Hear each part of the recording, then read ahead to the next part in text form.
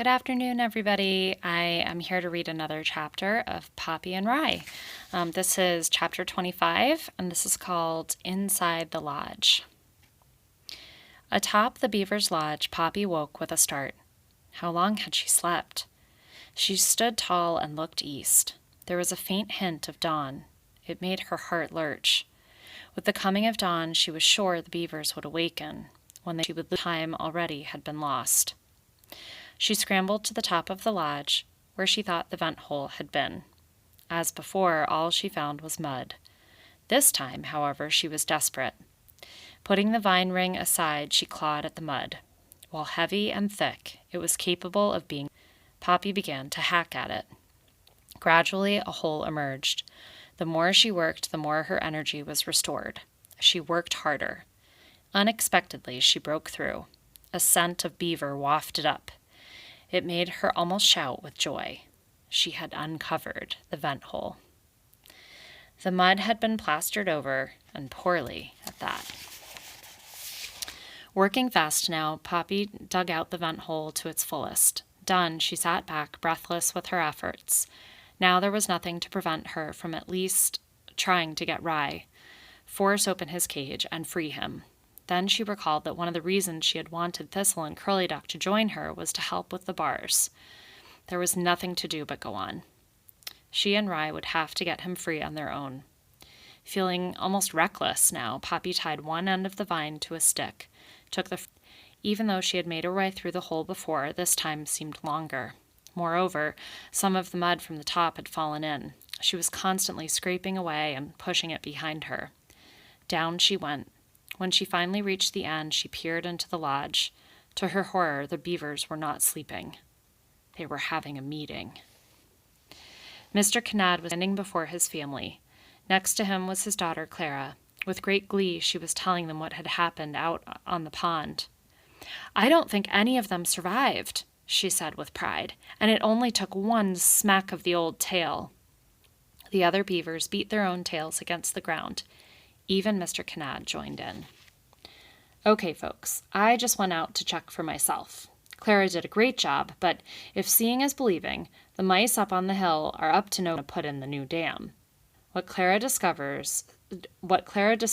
suggests they've got something up their sleeves. Maybe they're trying to pull the wool over our eyes. Say it's tops. And our kid glove treatment. Teach the whole kit and caboodle a trick or two. Knock the spots off them. Lower the boom. Let's go up there and give them a few what-fors. Level the playing field with our tails. Do I have any volunteers?" There was an enthusiastic chorus of yay-sayers.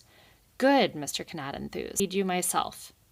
"Don't you think we should post some guards around the water entry?" Clara asked, "just in case they try something funny again?" "Good thinking, sweetheart. You're a chip off the old block. And for a beaver, you can't do better than that. We'll leave some guards here." Poppy heard it all. Although she was relieved the beavers were going, she worried about what was happening up by the nest. She watched as the beavers scrambled. Soon, only two remained. It had been Poppy's intention to crawl down the vine, just as she had done before on her previous visit. Then the beavers had all been asleep. This time, the two beavers who stayed in the lodge were not just awake. One of them went over to the cage where Rye was being kept. "What are you doing?" called the other beaver. "Just checking to make sure this guy's secure." "Is he?" "A sure thing." The two beavers waddled away and lay down near the lodge's water entry to guard it. Poppy watched them intently. Their backs were to her. In the dimness, the fireflies were not very active. Poppy was sure she saw Rye. He was curled up in a tight ball at the far end of his cage. Even as she watched him, he got up and crept to one of the back bars. There he crouched. If she was seeing clearly, he was gnawing on one of them. Just to see Rye working made her doubts melted away. Together, somehow, they would get him out of the cage and to freedom. Her pulse quickened. After giving a yank to the vine to make sure it would hold fast, Poppy began to lower it slowly. As she did, she kept her eyes on the two beavers. If they saw what she was doing, all was lost. She barely dared. Inch by inch, the vine dropped. One of the beavers swung about and used a rear leg to scratch himself vigorously. Poppy froze.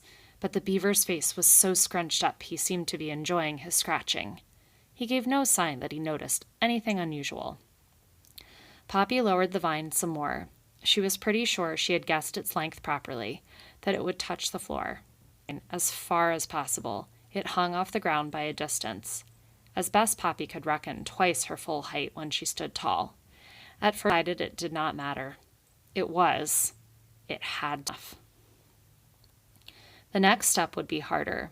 It was time for her to go down, head first or tail first. She glanced over at the beavers. They were paying no attention.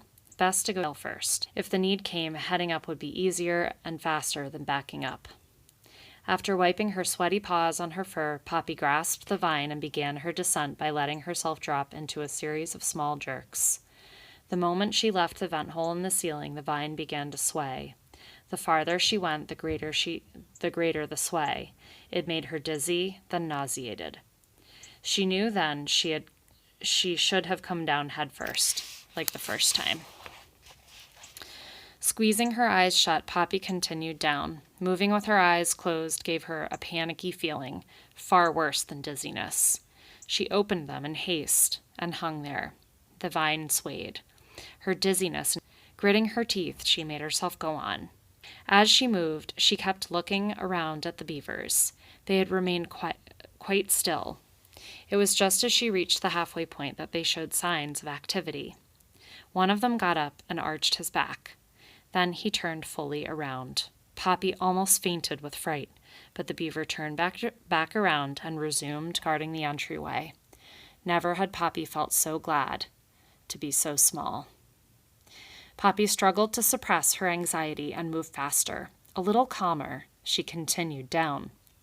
She had reached the vine's end. Now she was dangling above the floor. There she hung, swaying back and forth, her heart beating madly. After taking one more look at the beavers, she released her grip and dropped to the floor. The second she landed, she crouched down into as tight a ball as she could. Then, with great care, she lifted her head to check what the beavers were doing. They had not noticed her. With a burst, she sprang up and darted to the cage. "Rye," she called in a whisper, even as she clung to the bars. Rye looked up. "Poppy," he gasped and fell back. "Shh," she warned. "You are always such a wonderful surprise," he said. In spite of herself, Poppy grinned. "Poppy?" "Yes?" I've been working on a poem about you. Would you like to hear it? It goes, 'Hail, sweet mouse of shape divine, who's pledged her heart and tail to me, and mine.'" "Rye," Poppy interrupted, "it sounds beautiful, but there's no time for that now. Fast." "I'm all for that," Rye agreed. "I've been working away on this bar, too. It's awfully tough, almost as hard as writing a good poem. And they do watch me, but I did progress, poem and bar. Maybe the two of us can do the rest. The bar, that is." "Show me where." "Here." He went to the back of the cage. Poppy on the outside followed him. "This one." Poppy looked at the twig. It was gnawed almost halfway through. "Makes my teeth sore," Rye said. "If you could pull in opposite directions, it might give." "We can try." The two mice did what Poppy suggested. "Pull," Rye urged. The two yanked. There was some give, but not enough. "Again," Rye said. The twig splintered with a sudden snap. It did not break completely in two. It had been pulled wide enough to allow Rye to squeeze through. He popped out and gave Poppy a hug. She returned it.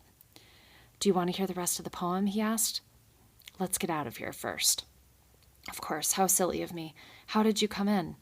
Another vine, a much longer one. Come on." With Poppy in the lead, the two mice crept across the floor of the lodge. As they went, Poppy kept darting glances at the beavers. Rye followed Poppy, kept thinking, "Isn't she amazing? Isn't she something?" They were halfway to the vine when one of the beavers turned, looked at them, saw what happened, and cried, "Mice on the loose!" That's the end of the chapter.